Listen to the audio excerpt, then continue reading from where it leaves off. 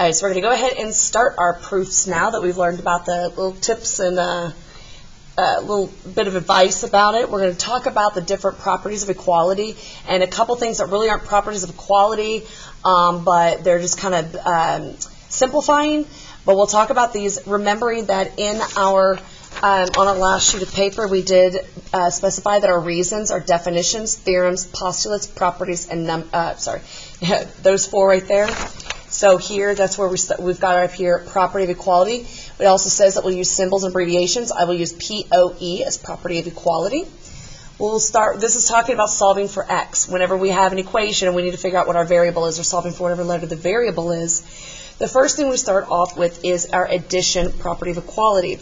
This states, here's our conditional statement, if then, if A equals B, then A plus C is the same thing as B plus C. And this looks a little different than you're probably used to, but this is like saying, okay, let's say we have the equation x minus 4 equals 7. How do you solve for x? We're going to add 4 to both sides. So we add 4 to one side, hence that plus C over here. But what we do to one side, we must do to the other. That's why you're adding the same thing over here. So all you are doing is you're adding to both sides. So this will be your addition property of equality. Okay, and then we'll go ahead and finish it off saying x is 11. Your subtraction property of equality, the same except the opposite.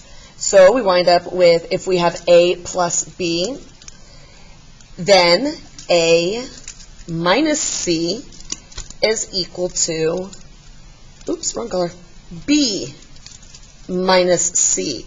The exact same thing on both sides. We can't subtract C from one and D from the other. That doesn't make any sense. Just like with solving for x, what we do to one, we do to the other. So your example, let's say that we have x plus 4 equals 7. Our rules tell us that we need to subtract 4 from both sides. So then we get x equals 3. So these subtracting 4 from each side is our subtraction property of equality, and that's how it'll be abbreviated a lot of times. You'll see me do that at least. Multiplication property of equality. All right, so if we have A equals B, then A, and we're going to use the little dot to, the dot to represent the multiplication, then A times C is equal to B times C. And so we've seen this. You don't see this one as often when solving for x, but you're going to. So this is like saying, let's say x divided by 3, that is x divided by 3, is equal to 4. To get rid of that x, this is x divided, to get rid of the 3, this is x divided by 3, so we have to do the opposite and multiply by 3 on both sides to cancel those out. So then x would equal 12. Okay, so right here, this multiplication process here and here, this is giving us, well, I guess we're multiplying both of them. This is going to be our multiplication property of equality. Okay, so that's the abbreviated. The division property of equality is something we see a lot as the last step in solving for x sometimes. This is stating that if A equals B, then A divided by C is equal to B divided by C. Again, same thing on both sides of that equal sign. So in very easy example, 3x equals 9. That's what I always refer to. So if we divide by 3 on one side, we have to divide by 3 on the other, giving us x equals 3. This will be our division property of equality. So now we move on to past the 4 main operations, and we're going to start looking at some other stuff. Substitution property of equality you have done before. You just did not know that maybe that it was substitution. I know I've brought it up in my class a couple times. You know it as plugging in. Okay, this states that if A equals B, then we're going to have to write a few words here, okay? Then you may replace, you may replace B, that letter B right here on the left, with any expression. Actually, I shouldn't say A equals B, sorry. You can replace it with any expression. Yeah, I even redid that. Still didn't make the line long enough. The big word to remember here, the most important word, is that replace, substitute. A substitute teacher replaces your regular teacher. So we want to remember replace. Substitution, replace. What this looks like is if you have 3x and x is equal to 2. All right, there's your example. What we're going to do is we are going to substitute in for x. Why do we have x there? We know what x is.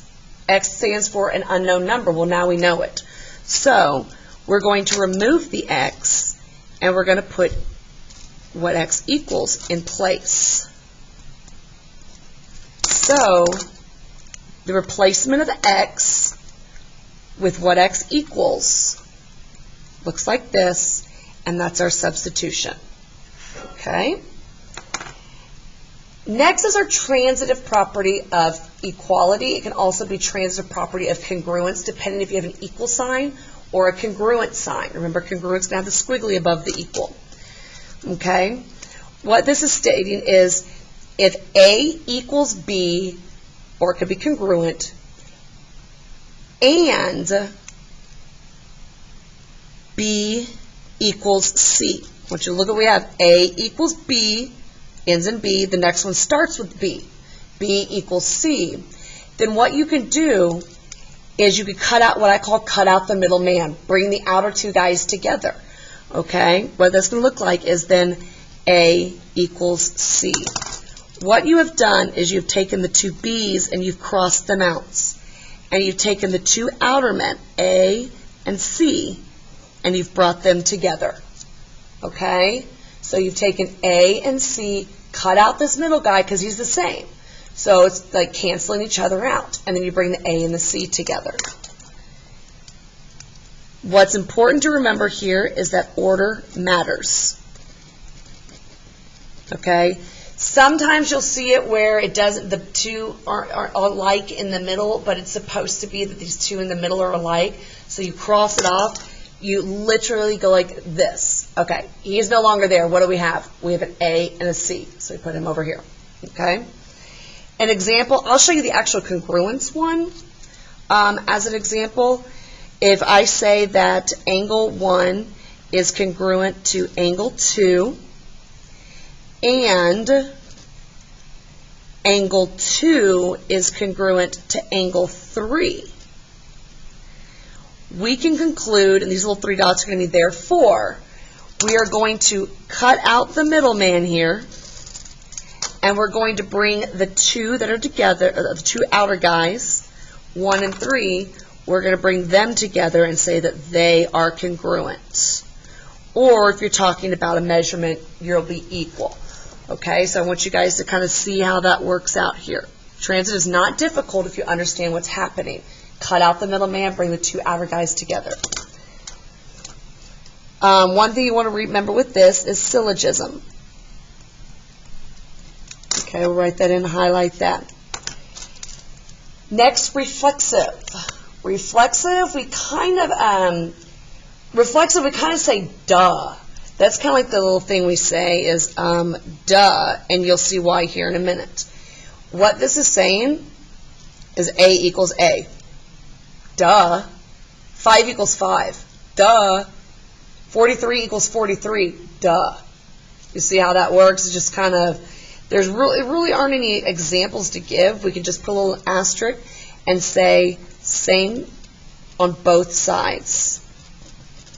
Literally the exact same on both sides. The exact same thing on both sides of it. Okay? The next one we have symmetric property of equality. It can also be property of congruence. If there's a congruent symbol, technically this example would have been congruence. So your symmetric, what we want to remember, symmetric, we are switching. SS, okay? Symmetric switch. So this is, you guys may have seen before and done it before, but you like the variable on the left-hand side, but you didn't know exactly what it was. What's happening here is if A equals B, then B equals A. All we have done was we switched the two arounds. Okay, we just flip-flopped them. The next two are, I know it says distributed property, it is, but these are more simplifying. What's happening with your distribution is if A, and in parentheses B plus C, then we use our distribution property to say A times B gives you AB plus A times C gives you AC. All right, example could be like 3, then X plus 2. I'm using small numbers. This is going to be the same as, let's distribute. 3 times X gives you 3X. 3 times a positive 2 gives you plus 6. Okay?